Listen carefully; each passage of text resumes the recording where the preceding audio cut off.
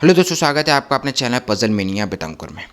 जब हम कोई एग्ज़ाम देने जाते हैं तो सबसे ज़्यादा एक क्वेश्चन जो पूछा जाता है कि सर कितना स्कोर सेफ रहेगा। अगर आरआरबी पीओ प्री की बात कर लें, 2018, 19, 20 की बात करें तो ज़्यादातर स्टेट्स में हमें 50 से लेकर 60 के बीच में कट ऑफ देखने को मिली। वहीं लास्ट ईयर की बात करें तो जहां एक तरफ यूपी, बिहार, छत्तीसगढ़, एमपी की कट ऑफ कम देखने को मिली, वहीं राजस्थान और गुजरात में हमें हाई कट ऑफ भी देखने को मिली। और कहीं ना कहीं लास्ट ईयर न्यू इंटरफेस का बहुत ज़्यादा इम्पैक्ट पड़ा था स्टूडेंट्स के अटैम्प्ट पर।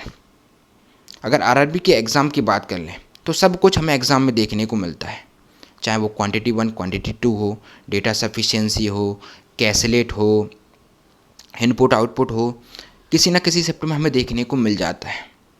और आरआरबी के एग्ज़ाम की बात करें तो ना तो बहुत आसान आता है, ना तो बहुत ज़्यादा टफ देखने को मिलता है। अब यहाँ पर सबसे ज़्यादा इम्पोर्टेंट जो हो जाता है वो है क्वेश्चन का सिलेक्शन, क्योंकि सिर्फ 45 मिनट मिलते हैं। जब हम एसपीआई का एग्ज़ाम देने जाते थे या आईबीपीएस का एग्ज़ाम देने जाते थे तो 1 घंटा ही कम लगता था। ये तो फिर भी 45 मिनट है, मतलब यहाँ किसी क्वेश्चन में टाइम वेस्ट करना या किसी क्वेश्चन में फंसने की गुंजाइश ही नहीं है। 45 मिनट में क्वेश्चन दिखा और सॉल्व, क्वेश्चन दिखा और सॉल्व।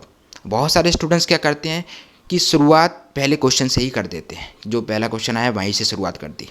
बहुत अच्छी बात है, लेकिन यहाँ पर सबसे बड़ी गलती कहाँ हो जाती है कि मान लीजिए आपने रीजनिंग स्टार्ट की और पहला पज़ल ही आ गया और वो पज़ल टाइम टेकन है या फंसाने वाली है, और जहाँ आपका टाइम वेस्ट हुआ या आप किसी क्वेश्चन में फंस गए तो पूरा दिमाग ख़राब तो अलग होता है और उसका इम्पैक्ट हमारे पूरे एग्ज़ाम पर पड़ता है। अगर आगे आसान क्वेश्चन भी आएगा तो उसमें भी दिमाग काम नहीं करेगा जब टाइम वेस्ट हो जाता है।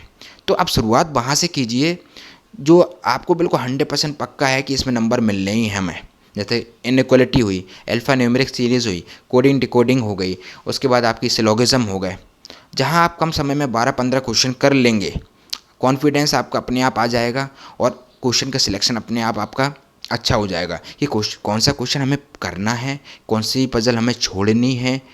तो ये चीज़ आपकी बहुत अच्छी हो जाएगी। उसके बाद बहुत सारे स्टूडेंट्स क्या करते हैं कि अरे रीजनिंग में 30 मिनट दे दिए और क्वांट में 15 मिनट ही दिए। तो कम से कम, जैसे मान लीजिए आपकी क्वांट अच्छी नहीं है तो कम से कम क्वांट में आप उतने क्वेश्चन तो कर ही लीजिए। जैसे क्वाड्रेटिक हो गई, नंबर सीरीज़ हो गई, अप्रॉक्सीमेशन हो गए, एक डीआई जो आपको सिंपल देखने को मिली वो हो गई। तो कम से कम 15 से 20 क्वेश्चन तो आप कर लीजिए, क्योंकि जब आप मान लीजिए 30 मिनट आपने रीजनिंग में दे दिए, फिर क्या होगा कि 15 मिनट ही बचे हैं। क्वांट तो अभी सॉल्व ही नहीं किया, क्वांट के तो एक भी क्वेश्चन नहीं हुए, मतलब कि रीजनिंग आप सॉल्व कर रहे हो, दिमाग आपका पूरा क्वांट पे है। तो कम से कम एक नज़र आप मान लीजिए, पता लगा कि क्वांट जो रीजनिंग है वो मॉडरेट आई हो और क्वांट आपको आसान देखने को मिली है और क्वांट में ही आपने टाइम कम दे दिया। तो कम से कम आप देख लीजिए और 15 से 20 क्वेश्चन तो आप कर लीजिए, जिससे कि कम से कम कट ऑफ आपके क्लियर हो जाए और उतने क्वेश्चन आपके बन जाए जो बहुत कम समय में हो जाए। भले ही फिर आप रीजनिंग में टाइम दे दीजिए। अब स्कोर सेफ की बात करें तो देखो, ऐसा तो है नहीं कि जो लास्ट 3 ईयर्स में हमें जो कट ऑफ देखने को मिली तो एकदम से इस बार बढ़ जाएगी। लगभग 50 से लेकर 60 के बीच में ही देखने को मिलेगी।